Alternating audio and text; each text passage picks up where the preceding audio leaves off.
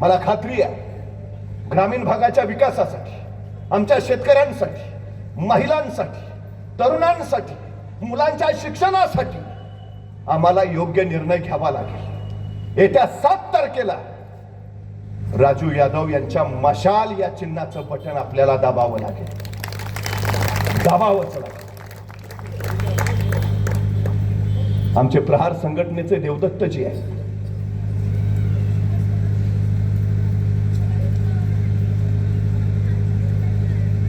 दिव्यांग असलेला हा माणूस समाज उभा करण्यासाठी धडपडतोय।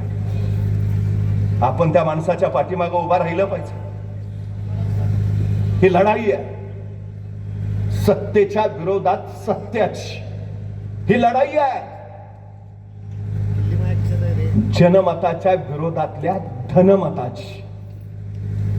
आम्हाला निर्णय घ्यावा लागेल आता, नाहीतर अवघड आहे। आम्ही कायम आघाडी धर्म पाळला। कोल्हापूर जिल्ह्यामध्ये महाविकास आघाडी म्हणून शिवसेना कायम सोबत राहिली आहे।